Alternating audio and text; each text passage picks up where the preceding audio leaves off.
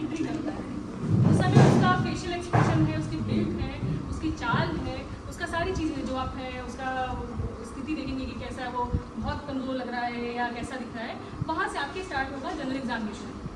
ठीक है, हमने वो कर लिया। अब हमें पेशेंट का प्रॉपरली जो हेड टू टो की बात कर रहे हैं वो एग्जामिनेशन करना है। हमने पेशेंट को क्या किया, एक कंफर्टेबल पोजीशन में उसे कहा कि वो बैठे, वो रिलैक्स फॉर्म में हो जाए, नॉर्मल अपना ब्रीदिंग करिए, नॉर्मल सांस लीजिए। और मैं अपने आप को इंट्रोड्यूस करूँगी, मैं डॉक्टर कविता उपाध्याय हूँ, मैं आपका एग्जामिनेशन करूँगी जिससे कि आपकी जो बीमारी है उसके बारे में पता चल पाए कि और क्या दिक्कत है इसको। ठीक है, क्या मैं कर सकती हूँ? कंसेंट ये आप डिपेंड करेगा कि आप किस सेटअप में है, कैसे हैं, पर वर्बल कंसेंट एग्जामिनेशन के लिए बहुत ज़रूरी है। बाई चांस अभी आप डॉक्टर होते, फीमेल आपकी पेशेंट होती, तो वहाँ पे एक और चीज़ ऐड होती है कि वहाँ पे फीमेल अटेंडेंट इम्पॉर्टेंट है, मस्ट है। कोई ये ऐसा नहीं इफ एंड बट नहीं है। अगर आपकी कोई नर्स हो, अभी कोई आपके हॉस्पिटल का कोई है, वो बेटर है, नहीं तो एटलीस्ट उस फीमेल के साथ में कोई आई अटेंडेंट होनी चाहिए वहाँ पे। ठीक है, उसके बाद से हम क्या करेंगे, यहाँ पे कंसेंट ले चुके, हम पेशेंट इन्फॉर्म कर चुके हैं, प्रोसेस बता रहे हैं, और हमें क्या क्या करना है हमको बताते रहेंगे। हमने कहा हेड टू टो स्टार्ट करना है। हेड में हमारा हेड का सर्कमफेरेंस भी आता है। ये किस केसेस में बहुत इंपॉर्टेंट है? पीडियाट्रिक केसेस में, मैक्रोकेफेली है ना, माइक्रोकेफेली, बहुत सारी चीज़ें हैं कि वहाँ पे पीडियाट्रिक जो हम सर्कमफेरेंस है उसमें बहुत इंपॉर्टेंट होता है। हमारे में भी है, हमें कुछ कोई ग्रोथ दिख रही है, हमें कुछ दिख रहा है, उसमें हेड का हमारा स्टार्ट हुआ। नेक्स्ट हमारा हमने बात किया था पिकल की, पिकल है ना, पिकल पहले से स्टार्ट करेंगे। पहले मैंने कहा क्या करेंगे हम, इसके पल्पेबल कंजक्टिवा से करेंगे। तो ये पेशेंट आपके ऊपर देखिए इसको, और ये अपने दोनों हाथों से ये देखो, तो पहले दिख रहा है, नहीं दिख रहा है, यहाँ पे हमें पेलनेस दिखेगी। उसके अलावा हम कहाँ देख सकते हैं, स्किन में, टंग बाहर निकालिए। पहले क्या कॉज हमारा दिक्कत, क्या कॉज हो सकता है? मेन कॉज है एनीमिया। 3 ग्रेड का हम पहले बताया, फर्स्ट सेकंड थर्ड ग्रेड का हमने बताया। ठीक है, नेक्स्ट हमने एक टेरेस से बात की। टेरेस लेके आएंगे, पेशेंट कहेंगे नीचे देखिए, आप नीचे देखिए, और उसके बाद इसको जितना हल्का सा नीचे देखिए, बस यहाँ पे हम देखेंगे, यहाँ पे हमें क्या दिखेगा, जॉन्डिस, यहाँ पे वो दिखेगा, हमें पीलापन दिखेगा। उसके अलावा इसको दिखेंगे नेल्स में, और हमें स्किन पे दिखेगा। मेन कॉज क्या है? जॉन्डिस ही है, बिलिरुबिन का बड़ा होना है। उसके अलावा और भी हैं कॉजेज, पढ़ेंगे बहुत सारे वे कॉजेज भी है, तो मेन कॉजेज की बात करते हैं, बिलिरुबिन का बड़ा होना होता है। प्रीबायोटिक, यूबायोटिक, पोस्टबायोटिक पढ़ेंगे आप लोग जॉन्डिस में। नेक्स्ट क्या था हमारा? क्लबिंग है, क्लबिंग है नेल्स पे। हम यहाँ पे जिनका नेल बेड है जो दिख रहा है, ये कर्वेचर डिस्टर्ब हो जाएगा। फोटोज देखिए आपने, उसको टेस्ट करने के हमने नेल फ्लक्चुएशन टेस्ट बोला, फ्लक्चुएट करके देखेंगे। ठीक है, उसके बाद से 2 नेल्स को ऐसे करके रखूँ, इसमें तो बीच के एंगल को देखेंगे, स्पेस है कि नहीं है, तो ऐसे टेस्ट है इसके लिए। नेक्स्ट हमारे क्या था? साइनोसिस। साइनोसिस की मैंने बताया था, एक पेरिफेरल साइनोसिस है और सेंट्रल साइनोसिस है। पेरिफेरल साइनोसिस हमें ये पिन्ना पे, ईयर पिन्ना पे, हमारे हैंड्स पे, इसमें मिलेगा। सेंट्रल में हमने बात की नोज की टिप पे, लिप्स पे, लूजनेस और टंग पे दिखेगा। ठीक है, नेक्स्ट क्या था हमारा? आप में से अभी पेशेंट का इतना कंफर्टेबल पोजीशन नहीं है, पर इसको कहेंगे फ्लेक्स करें, और उसके बाद से हम इसका मान लो कोई फीमेल अरे वो हम कैसे पेशेंट के आपको पीछे खड़ा होगा। ठीक है, तो मालूम है तुम्हारी हाइट पर आज हम उसको मान लेंगे बैठे। ठीक है, पेशेंट कंफर्टेबल अपना होना चाहिए। आपके मेनली प्रिफरेबल सिचुएशन ऐसी है, पेशेंट के आपको बैक में होना है, तो ना हल्का सा फ्लेक्स करें। देन आपको इससे राउंड राउंड मूवमेंट करके देखना है। हमें क्या देखना है? हमें लिम्फ नोड्स का इनलार्जमेंट देखना है। लिम्फ नोड कैसा फील होता है इनलार्ज होता है? कैसा फील होगा उसको पूरा डिफरेंशिएट हो जाएगा। ठीक है, मेनली क्या होता है, नॉर्मली वो रबरी सा होगा और राउंड राउंड फील करेगा, मूवेबल होगा। ठीक है, यहाँ सब मेंटल देखा हमने। नॉर्मल क्या होगा, नॉर्मल सिचुएशन वालों को इन्फेक्शन है, इन्फ्लामेशन है, उसमें क्या होगा, राउंड राउंड सा फील होगा और थोड़ा सा वो रबरी सा फील होगा, भाग रहा होगा। अगर मान लो हार्ड हो गया, अगर मान लो उसके साइज बहुत ज़्यादा बड़ा हो गया, अगर मान लो आपस में मैटेड हो गए, तो अलग अलग सिचुएशन बताता है। हार्ड है मैक्सिमम केसेस में कार्सिनोमा होता है, मैटेड है ट्यूबरकुलोसिस को बताता है। तो अलग सिचुएशन में अलग अलग लिम्फ नोड्स मिलेंगे आपको, तो आपको उसको फील करके पता होना चाहिए। मैं क्या कर रही हूँ, परफेक्ट सब मैंडिबुलर। ठीक है, मैं अभी क्या कर रही हूँ, प्री ऑरिकुलर, मैं ये हमारे ऑसिपिटल नहीं है, सर्वाइकल वो है, ऑसिपिटल यहाँ पे रहेगा। ठीक है, उसके बाद मैंने कहा था इसको हल्का सा और हम एक्सिलरी देखेंगे। ठीक है, बहुत सारे हमारे ब्रेस्ट के मेस्टाइटिस कंडीशन में या ब्रेस्ट कैंसर कंडीशन में आपको देखना ही देखना है एक्सिलरी लिम्फ नोड। ठीक है, कैसे दिखते हैं। आपको लिम्फ नोड को टच करके इतना एक्सपीरियंस होना चाहिए कि वो नॉर्मल है कि एबनॉर्मल है या कैसा है।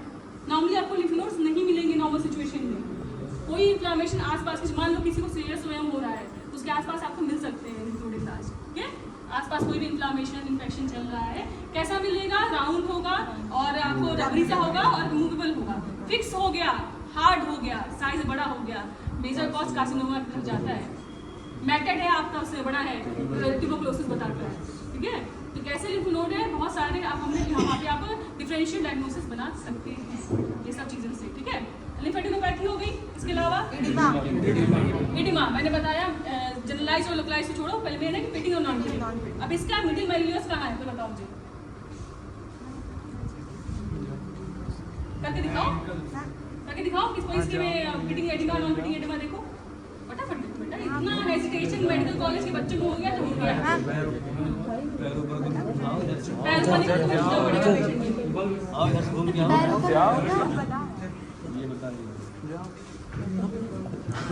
अब मुझे सेकेंड ईयर के बच्चों को ये बताना पड़े कि हम बस बता भी दे रहे हैं मिडिल वैल्यूज कहाँ पे करना है, वो ना बताओ दोगे तो कहाँ है मिडिल वैल्यूज, एनाटॉमी ऐसे निकल गए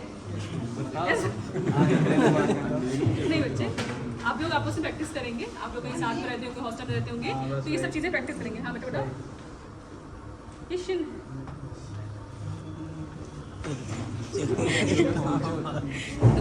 अभी हंसने वाली बात नहीं, आप अपने जो भी साथ के मेडिकल कॉलेज से देखिए, उनकी नॉलेज से आप यहाँ टेस्ट करिए, आप भी उनके साथ आगे आगे आपके जो प्रोफेशनल कॉम्पिटिटर्स वहीं हैं, अगर आप बहुत उनसे पीछे चल रहे हैं तो आपके लिए आगे के लिए अच्छा नहीं है। तो ये सब चीज़ें आप देखेंगे, मिडिल वैल्यूलस कहाँ है, कैसे टेस्ट करते हैं, आपस में प्रैक्टिस करेंगे, मैं नेक्स्ट टाइम कराऊंगी तो आना चाहिए, ठीक है। यहाँ पे है, ये है, और यहाँ पे 20 मिनट तक प्रेस करेंगे इसको, 20 मिनट नहीं 20 सेकेंड तक प्रेस करेंगे, प्रेस से छोड़ेंगे, फिटिंग नॉन फिटिंग पता चलेगा। ये सोचो सेकेंड ईयर है अभी, अच्छी बात है कि कम से कम ये टीटी के चक्कर में सीख रहे हो तुम लोग, पता चले फाइनल इंटेंशन में ना बताओ, ऐसा नहीं होना चाहिए, ठीक है। हमारा ये हो गया, उसके बाद से मैंने कहा था इसका रेस्पिरेटरी, अब बताओ ये बताओ पल्स कैसे देखते हो तुम, पल्स देख के नॉर्मल जैसे हम लोग रेडियो में देखते हैं, कैसे देखेंगे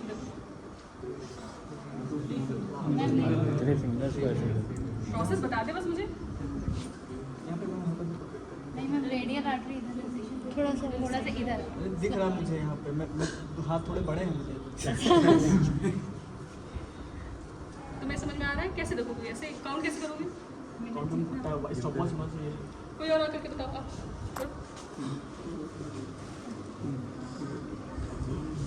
जब पल्स देखना आएगा तो बताऊंगी ना पल्स में क्या देखते हैं, सिर्फ काउंटिंग करते हैं, कुछ और भी देखते हैं, उसका फोर्स देखेंगे, उसका बहुत कुछ, उसमें आपको पल्स से बहुत कुछ पता चल जाएगा। एक मिनट में कितना नॉर्मल है, 72 से 80 बोला जाता है, अलग अलग कॉन्स्टिट्यूशन में अलग अलग भी होता है, पर हम स्टैंडर्ड को याद रखते हैं 72 to 80 पर मिनट, ठीक है। अब रेस्पिरेटरी रेट देखना है, कब देखते हैं रेस्पिरेटरी रेट, ये नॉर्मल कंडीशन में या तो फिर उनका पहली बात रेस्पिरेटरी रेट देखने के लिए पल्स के साथ साथ देखना सीखो, कभी भी जब पेशेंट कॉन्शियस हो जाता है तो रेस्पिरेटरी रेट चेंज हो जाता है, ये सब वो होते हैं क्लिनिकल पॉइंट्स होते हैं कि रेस्पिरेटरी रेट कैसे देखना है, वो सांस ले रहा है, आपको चेस्ट का वो दिख रहा है ना, आ रहा है, जब आप पल्स ले रहे हैं उसी बीच में आधा से आधा आप देख सकते हैं, आधे टाइम में ये देख सकते हैं, पर मिनट में कितना होता है रेस्पिरेटरी रेट नॉर्मल 16, बेबी भी न्यूबॉर्न में अलग है, चिल्ड्रंस में अलग है, सब में अलग है, पर आपको स्टैंडर्ड पता होना चाहिए। आपने पल्स देखा, रेस्पिरेटरी रेट देखा, आपने ब्लड प्रेशर देखा, ठीक है। टेम्परेचर किससे देखोगे, थर्मामीटर से, मेनली हम लोग क्या ओरल लेते हैं या हम लोग ओरल लेते हैं, ठीक है। और नॉर्मल हमारा जो टेम्परेचर कितना होना चाहिए, कितना 99 हो जाए तो 99 सुपर होता है तो फिर है ना, उसके बाद डिफरेंट कॉजेज हैं, फीवर भी कई टाइप के होते हैं, पता होगा आपको, कंटिन्यूअस है, रेमिटेंट है, इंटरमिटेंट है, मेटेरिया में पढ़ते तो मतलब समझ में आता नहीं होगा, आता है रेमिटेंट फीवर बताओ, तो इंटरमिटेंट क्या हो गया, इंटरमिटेंट ही बताना, रेमिटेंट मैम वो धीरे धीरे मतलब टेम्परेचर उसका इंक्रीज करता है, जैसे बुखार आया तो धीरे टेम्परेचर इंक्रीज करो, कभी नॉर्मल बेसलाइन को नहीं जाएगा, अपना इंक्रीज करेगा कम करेगा ना कभी बेसलाइन को नहीं जाएगा, इंटरमिटेंट आता है जाता है, पीरियोडिकल रहेगा, कंटिन्यूस चल रहा है अपना, अलग अलग फीवर अलग अलग उसके होते हैं, टाइफाइड फीवर का अलग है, अलग अलग जो बीमारियों में अलग अलग टाइप के फीवर पाए जाते हैं आपके, ये हो गया हमारा।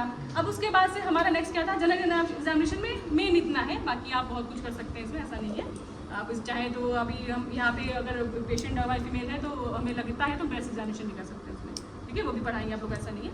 अभी हम नेक्स्ट में जाते हैं पर एब्डोमिनल एग्जामिनेशन पे।